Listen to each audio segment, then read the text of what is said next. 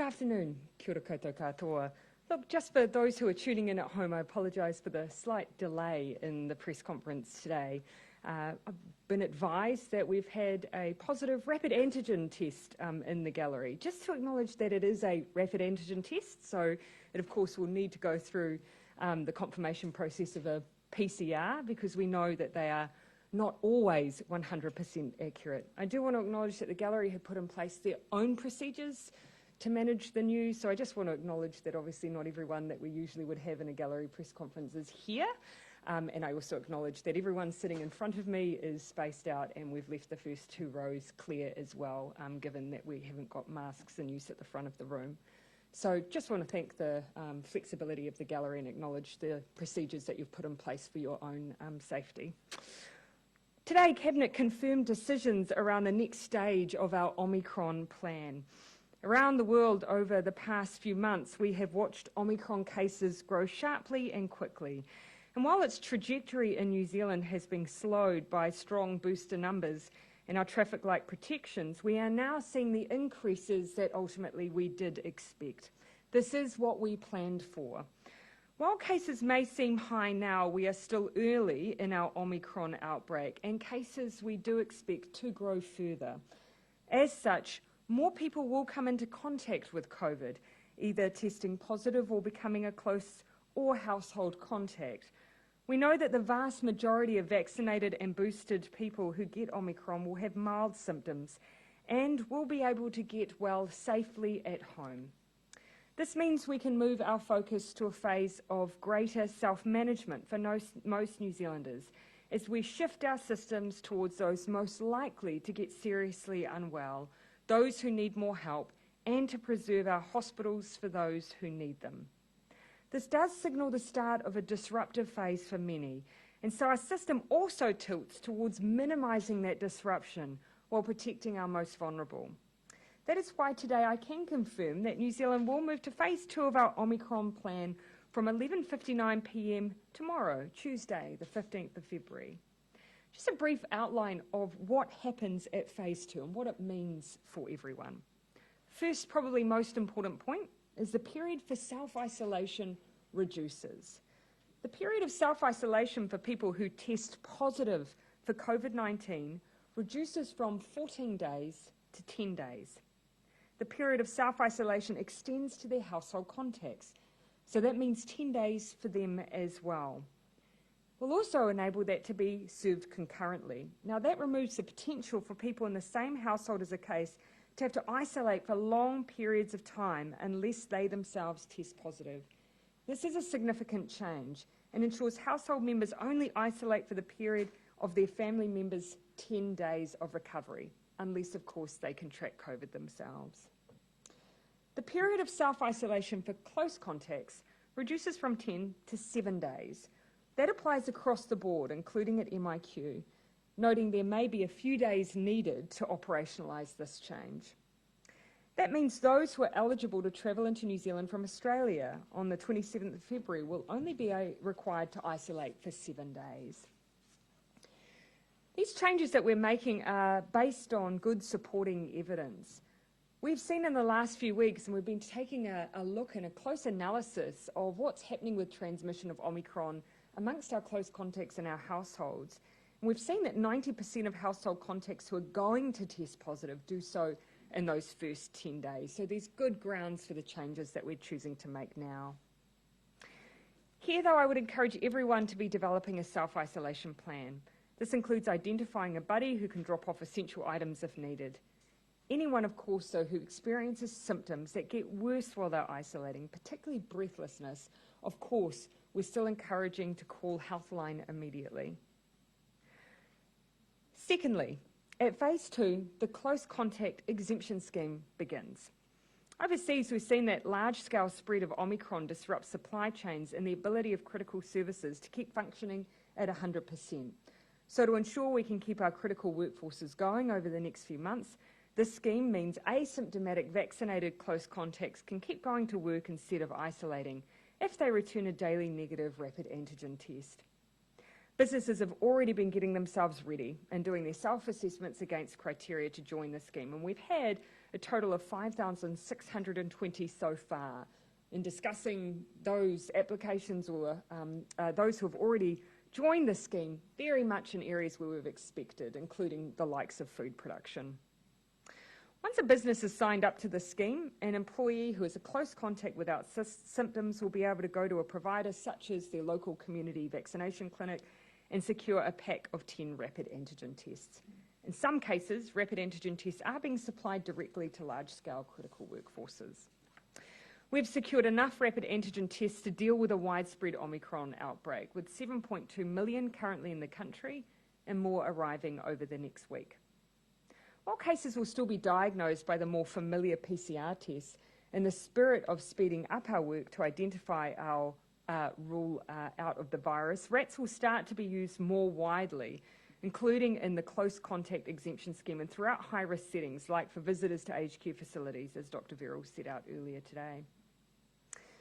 Number 3, the other key thing people will notice at phase 2 is the greater use of digital and automation to speed up interactions.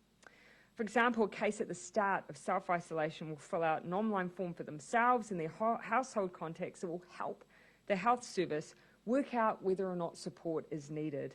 Now, we also ask to send in their likely contacts.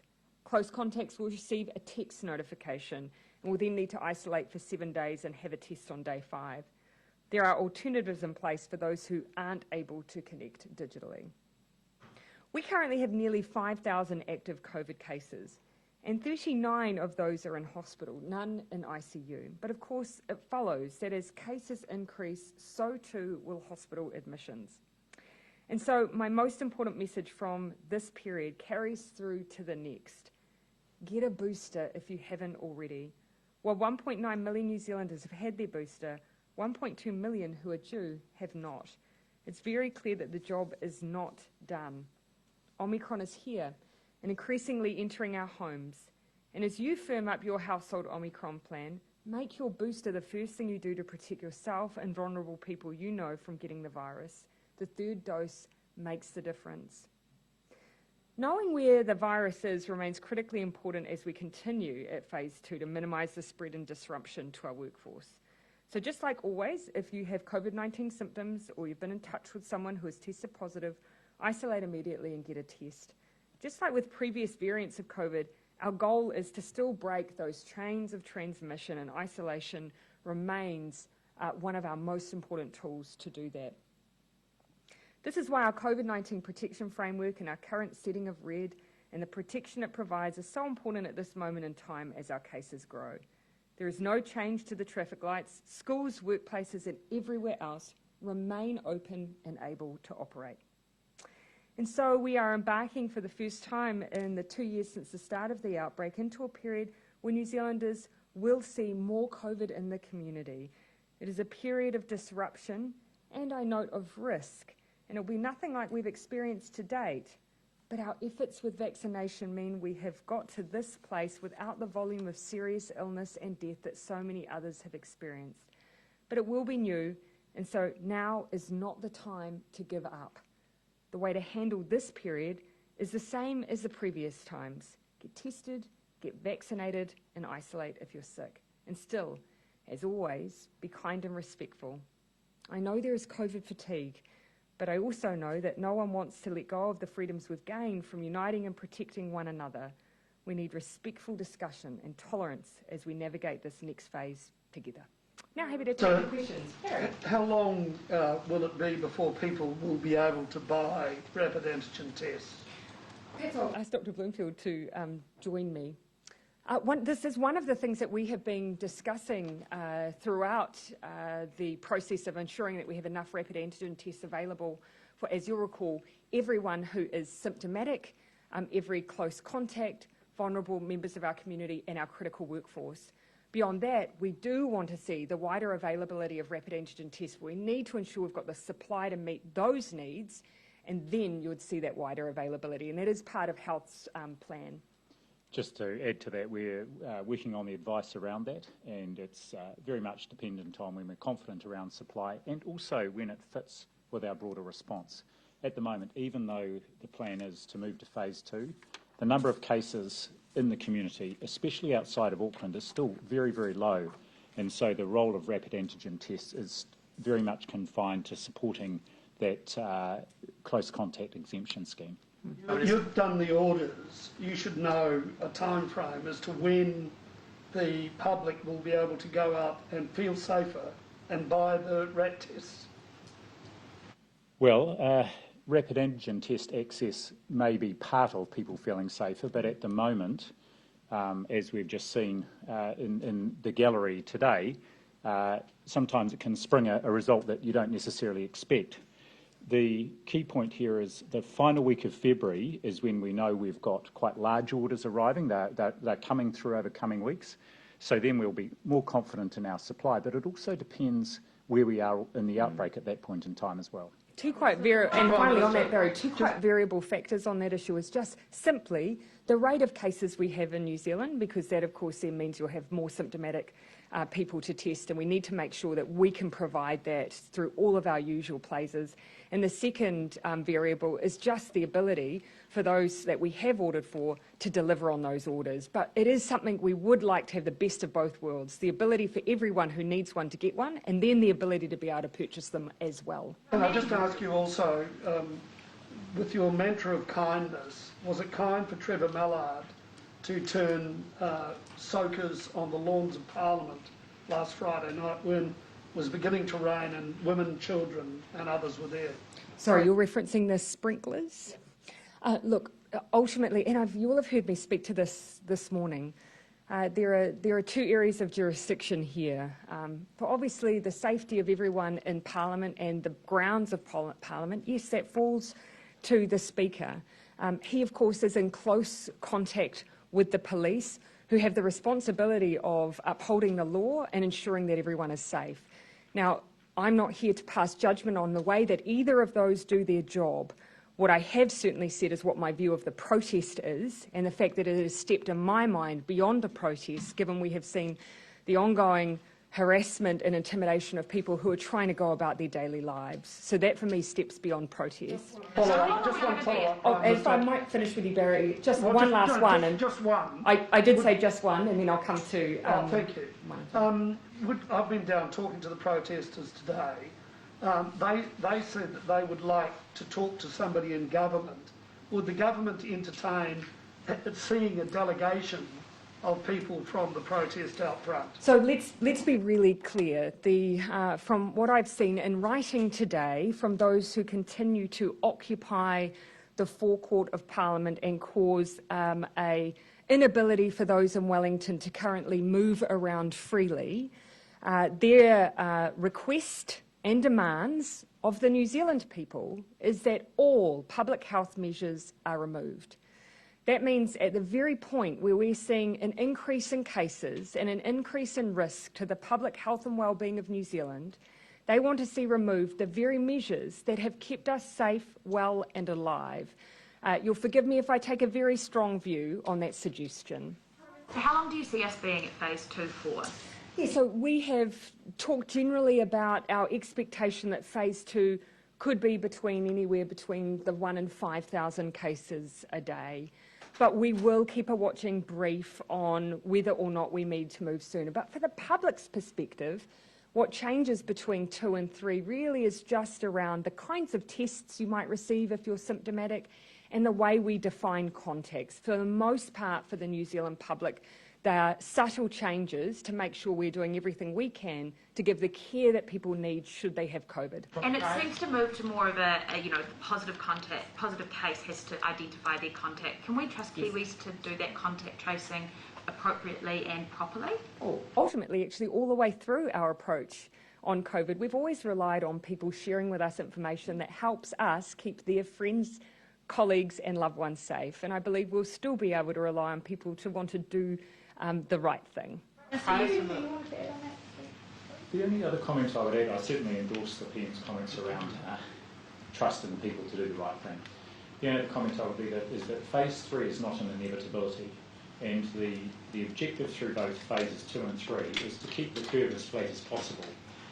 We know that cases will keep going up, and we want the peak to be as low as possible because that will be the key driver of disruption, both to our health system and, of course, to our critical services. So the objective remains the same.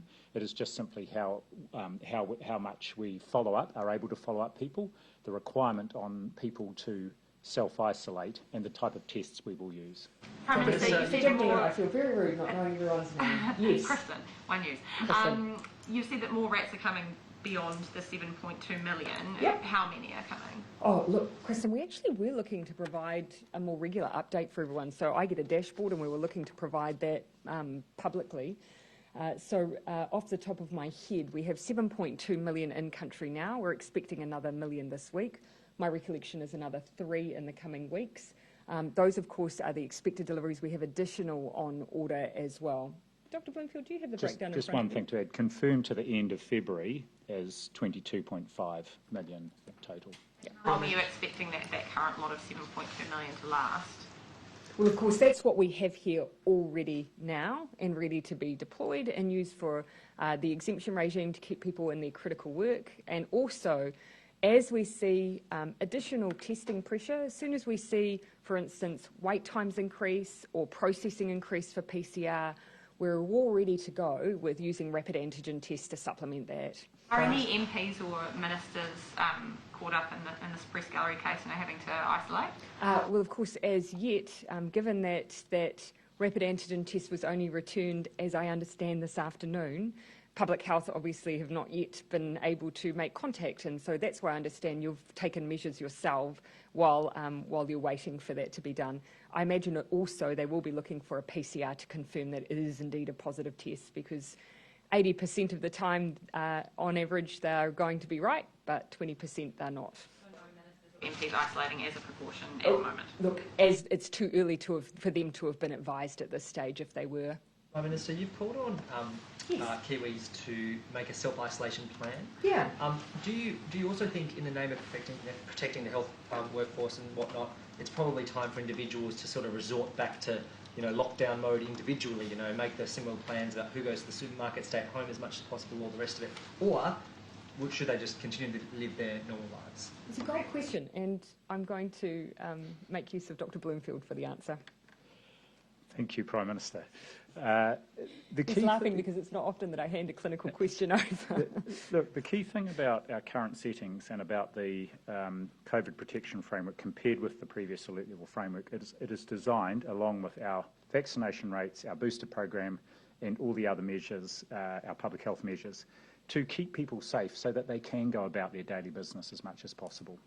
And that's also the intention of course, the introduction of the critical worker exemption scheme. So the idea is that as fewer things are disrupted as possible.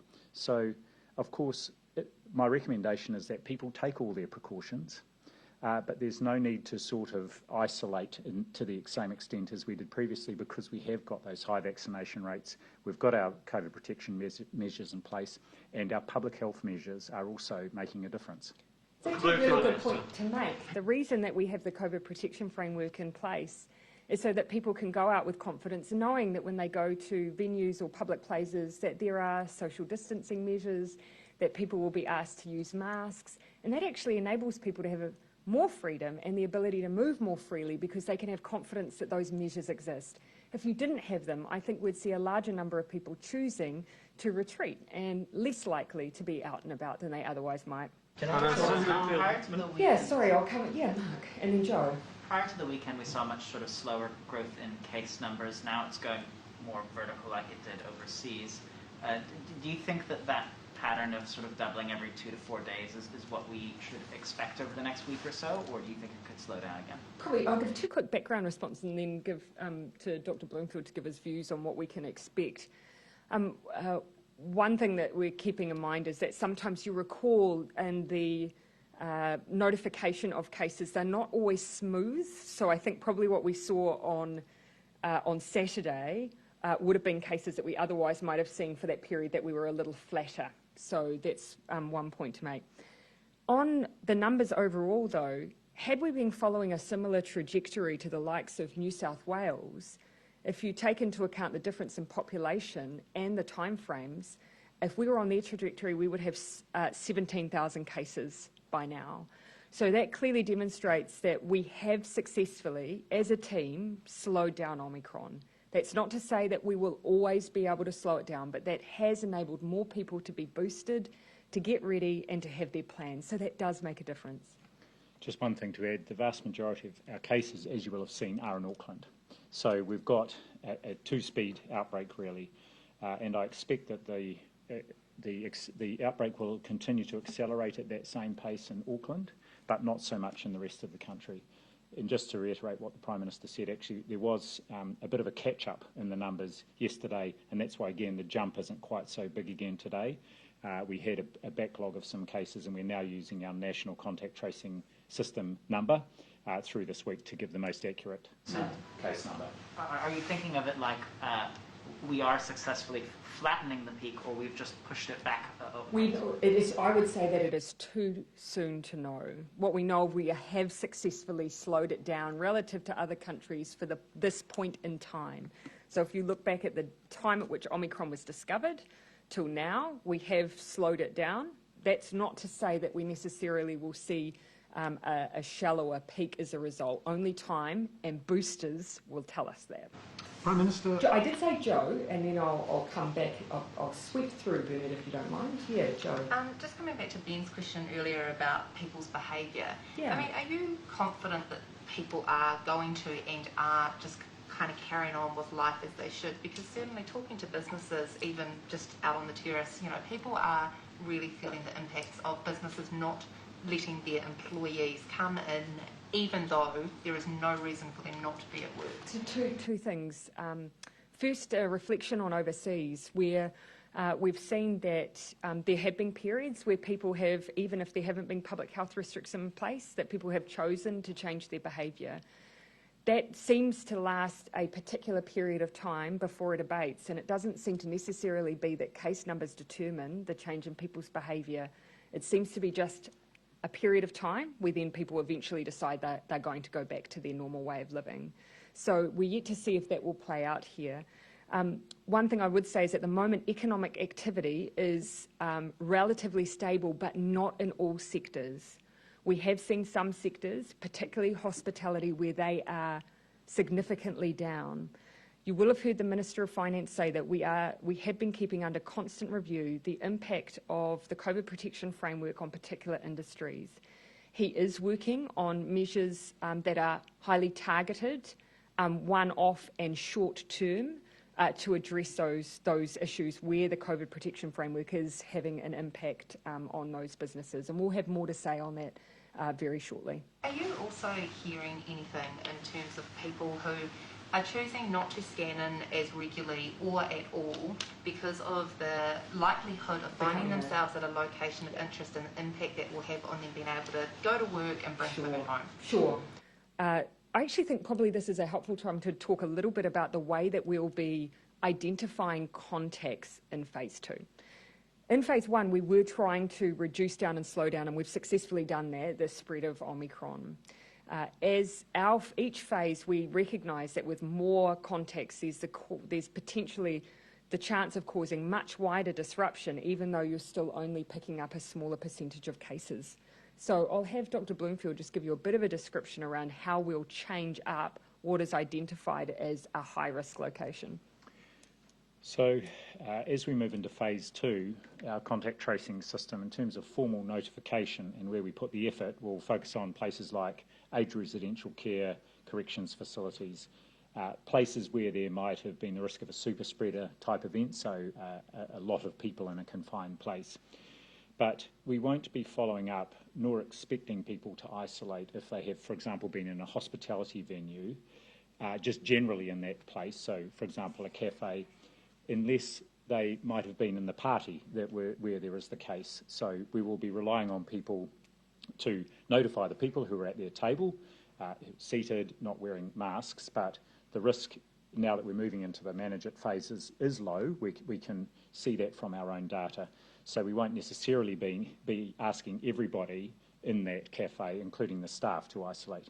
And I think there are two reasons why people perhaps aren't going out. One is they don't want to get COVID. So they're genuinely looking after themselves, but also, you're right, they don't want to necessarily be identified as a close contact. And you will see this shift.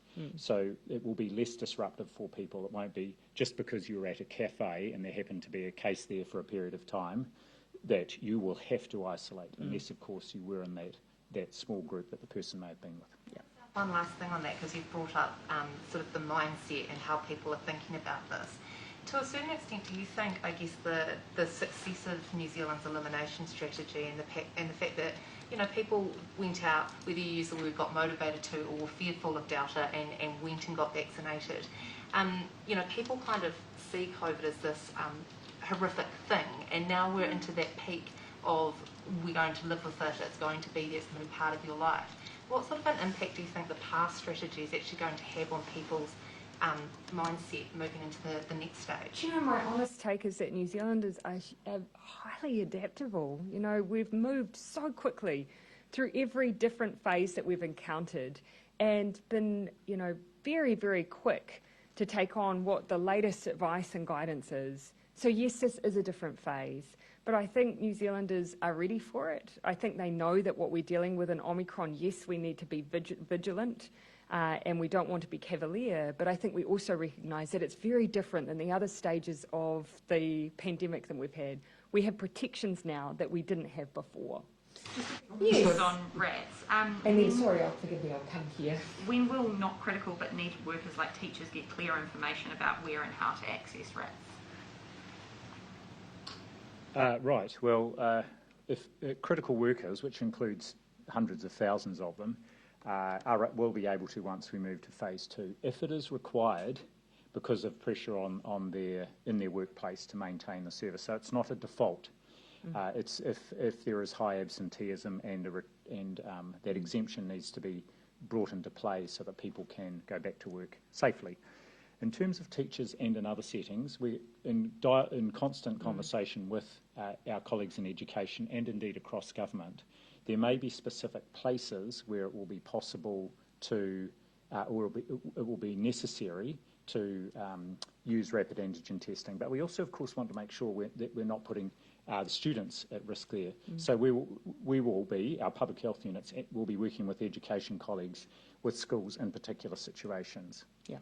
Locations for being revealed for rats pick up and drop off points. So for those who need them as part of the critical worker exemption scheme, they'll be notified of the nearest place to go and pick up their pack of 10 rapid antigen tests. But by and large, they'll be at the places they're all familiar with, testing stations and the like, or local vaccine providers. In some cases, where actually there's a large number of critical workers and it's an obvious critical workforce, will be providing the rapid antigen tests directly to the employer. Testing is already under pressure. Are you expecting to see more of that? PCR testing? Yeah. No, actually we have additional capacity for our PCR testing. And that's one of the things I would encourage people now. You know, we have the capacity to do many more tests than we are. Even if that testing comes under pressure, we already have rapid antigen tests distributed and ready to utilise. Please, if you have symptoms, get a test. It's really important for you and your family. Yeah, I did say I'd come here, yes. Thank you. Businesses in the CBD affected by the Wellington protest, having to close early, can't get stock through, things like that. Are you considering financial support for them? I think the first thing and most important thing that can be done for those workplaces, or those businesses in a city in Wellington that are being affected, is to remove those things that are disrupting or causing consumers or customers to be away from those areas. We've raised directly with the police our concerns on behalf of businesses. You can see today that they have prioritised the removal of vehicles in those areas that are causing blockages. They have been undertaking foot patrols to create a greater sense of security for people to begin moving around, and we've been advised we'll continue to do work to make sure that people can move around the city more freely. Have police moved quick enough in your view here? As I've said previously, I very clearly have a view on the protest and the way that they've conducted their protest, because it's moved beyond sharing a view to intimidation and harassment of the people around central Wellington. That cannot be tolerated, and pleased to be advised from police that they're taking steps to address that, but ultimately the management of the protest is for the police. And just how prepared do you think the nation is going into phase 2? And are you confident with the amount of tests that are available, rapid antigen tests that are? Yes. I think generally what I'd say is that New Zealand is far better placed than many other countries have been because we've had time, and that's been time not by accident but through the work of every New Zealander, our border workers and our health workforce who have helped vaccinate hundreds of thousands of New Zealanders. When you look at our booster rates, when the likes of Australia were at a similar point in their outbreak, less than 10% of people boosted, the fact that we now have 60% of the eligible population, more than 85% of our older New Zealanders, that puts us in a really good position, but we want even more people to be prepared. Businesses that are registering for test to return, do we have any numbers on that and how long that process is taking? Yeah, so of course remember that the way that we're running this scheme is that people self-identify. And so already we've had self-assessments conducted by 5,620 businesses. So it's a self-identifying process with declarations. We'll go through and do a periodic check to ensure that it is operating as we expect, but that is what makes it a much faster process. And just lastly, last one. why is there still a ban on unvaccinated Kiwis wanting to sit practical driving tests when there are rapid antigen tests and masks readily available for the testing drivers? That would be obviously a decision by NZTA, not something that that government has centrally taken on. So that would be a question for that agency.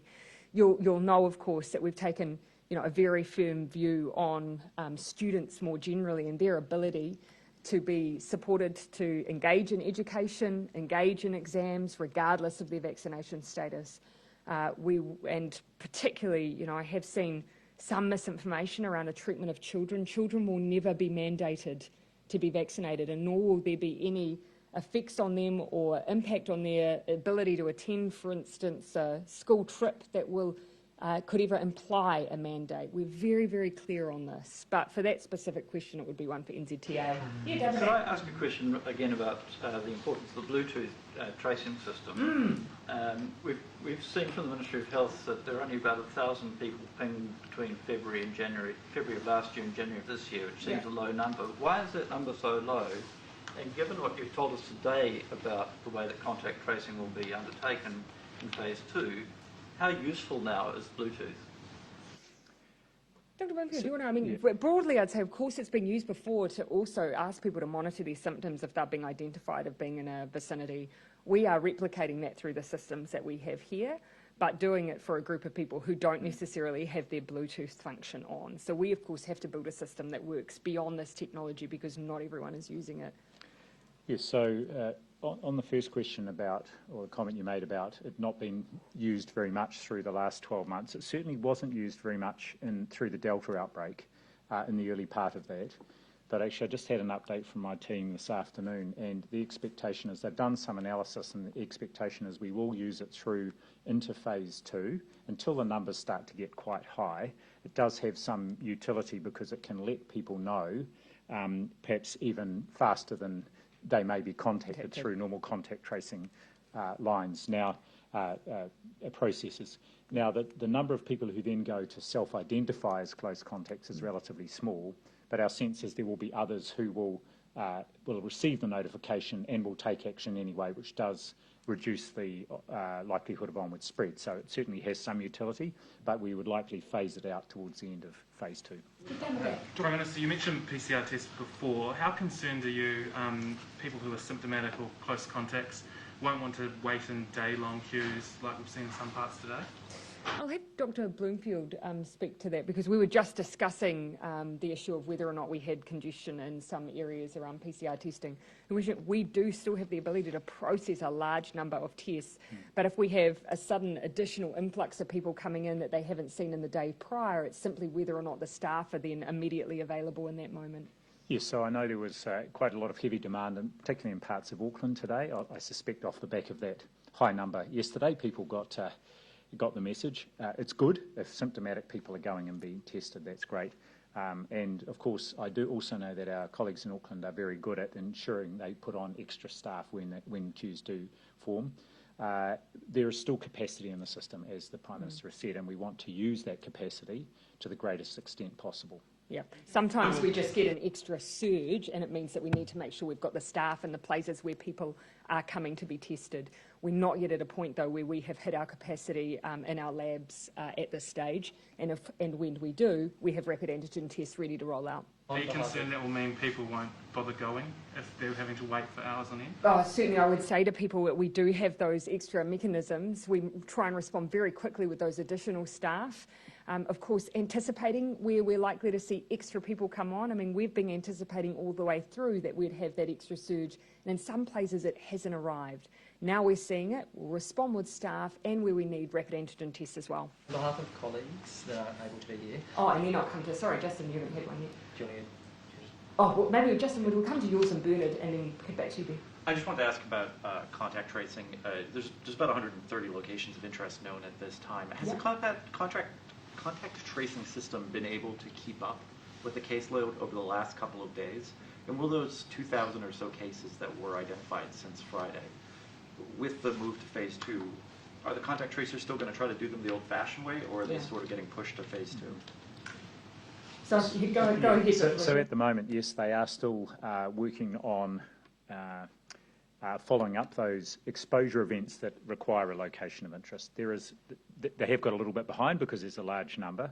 And again, the key thing they prioritise is making sure they are reaching out to all the cases, that they identify their close contacts, and that those very close contacts, particularly households, and that those people are isolating.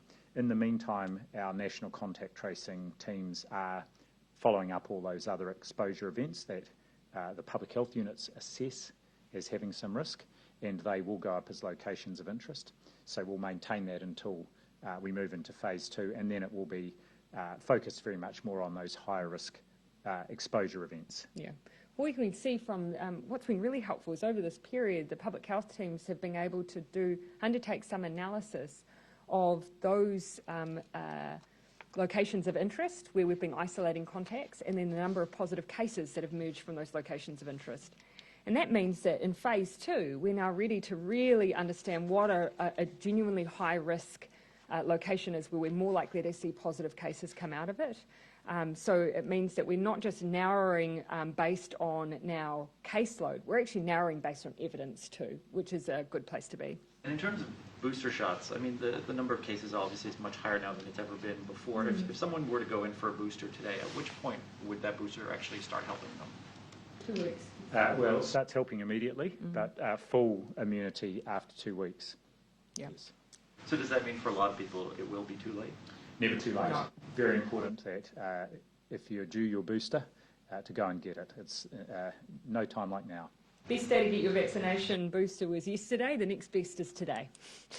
All right. Prime Minister, you mentioned that if you see that you were in a location of interest, you might not necessarily need to isolate.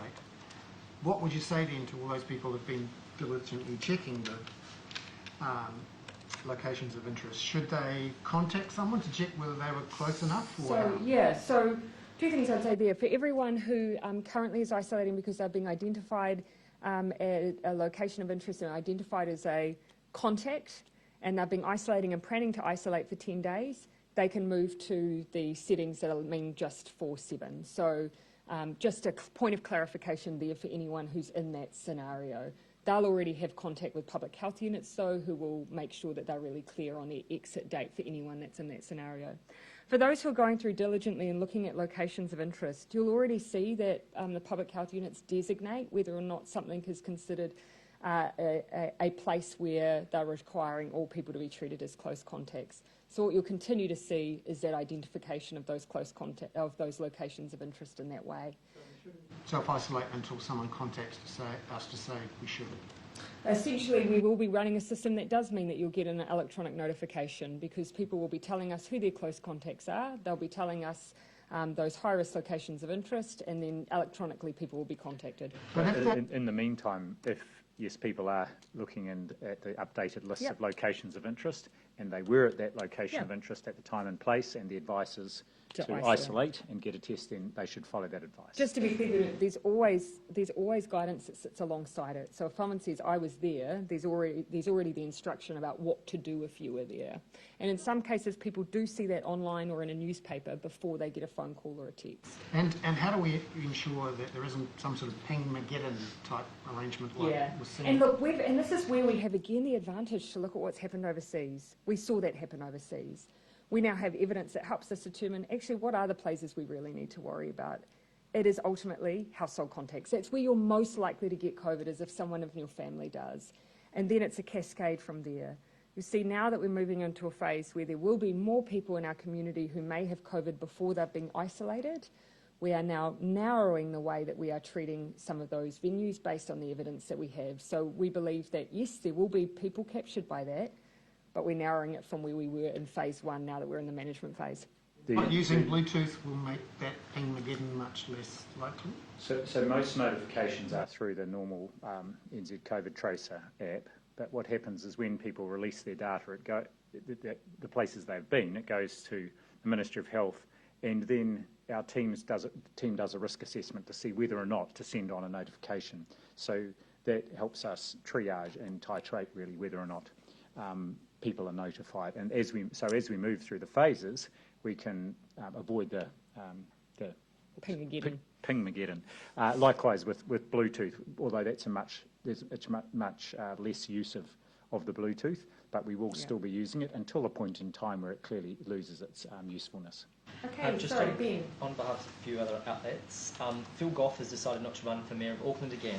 Has he talked to you about this? When did he talk to you about this? Could he be in line for a government-appointed role? And are you keen for Aucklanders to vote for Afisa Collins now as the only labour member running for mayor?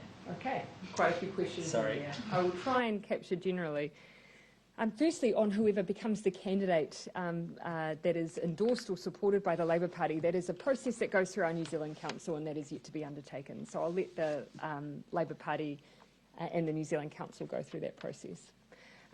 On Mayor Phil Goff, I am aware, or was aware, of his plans. And you can imagine, as he's someone that I've known personally for a very long time, so it's probably only natural that I was aware of his plans. For today, rather than speculating too much around what might happen for Mayor Goff in the future, today I'd just like to acknowledge his service. Being a politician for the number of years that he's had, whether or not that's been in central government or in local politics, and as my first boss in politics, I can personally attest to the fact that Phil Goff is a man of great integrity who has always focused on service to New Zealand. And so I just wanted to acknowledge that today. Yeah. General, can you confirm that 66% of active cases are Māori and Pacifica? And if so, why are you refusing a Māori vaccine strategy? What I can say of the active cases, the two largest ethnic groups of our current active cases are Asian, and that reflects those initial exposure events in the Indian community, and then secondly the Pacifica community. Actually, reflecting on the cases notified in the last 2 days, the proportion of Māori is relatively low. Secondly, to the question of a Māori vaccine strategy, we have taken from the start a very strong strategic approach to ensuring that we get Māori vaccination rates up as high as possible for both adults and tamariki, and it's great to see that is paying dividends, with over 90% of Māori 12 plus having had their first dose, 85% fully vaccinated, making good progress on boosters, and we have a lot of work underway, and including specific initiatives to get our tamariki Māori vaccinated. You said that there are one person outlet that couldn't be here. Sorry, what was that? One person outlet that couldn't be here because of the testing. Thank you. You've said that there are 5,620 businesses registered in the close contact exemption. That's what I've been advised, yeah. So how many workers does that involve, and can you guarantee it will prevent supply chain disruptions? So, firstly, unfortunately, I cannot give you a further breakdown of how many of those businesses have critical workers within them. Keeping in mind, you might be a critical business that actually has some workers who are able to work from home, but only a portion who need to be on site in order to keep supply chains operating.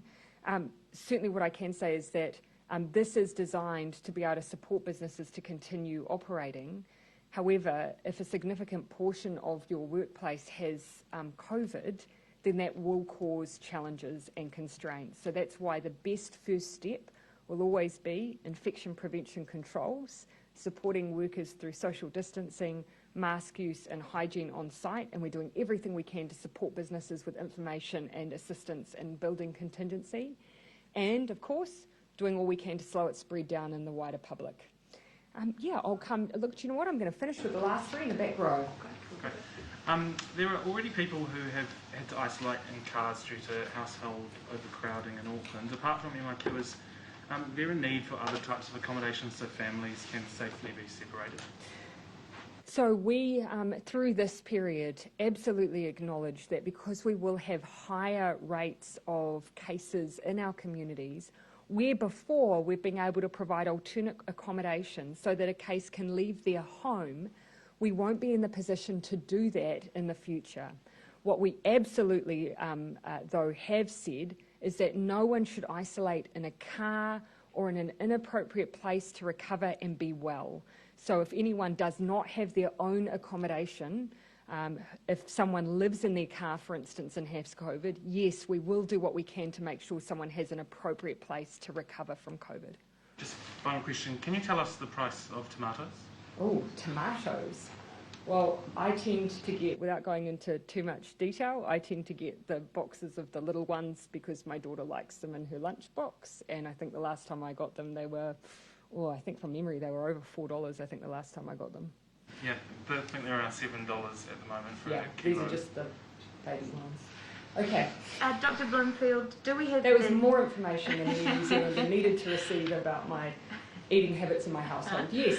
Dr. Bloomfield, do we have an update on Māori tamariki, the 5 to 11 vaccination data? Yes, the latest data, I've got the report here, is, from the top of my head, it was 26% of tamariki Māori are vaccinated. Yep. One thing I would say is that from last December, we've been working, our team's working really closely with iwi, Māori Council and our Māori providers to plan the approach to ensuring we get high vaccination rates amongst tamariki Māori. And one thing that's been really clear, and this was the same with the conversations within the work to vaccinate adults, is it can take time and it's important to establish that relationship of trust, and that can take more than one conversation. So they've been very clear about wanting to do the groundwork with us, and as I say, there is a number of initiatives that are now underway to support the vaccination of all children, including tamariki Māori. The places where most children are being vaccinated is still general practice and pharmacy, and then we see a range of other places as well. So we're working with all those locations to make sure they are being responsive to all our children. And we'll finish up here. Yeah, just on the protest, obviously there have been multiple threats of executions and hangings. A white supremacist has been arrested after saying he was on his way to a public execution. At the moment, access to Parliament grounds is not being controlled. Anyone can go in and out with whatever they want to bring. Are you concerned that someone might bring a weapon onto Parliament grounds?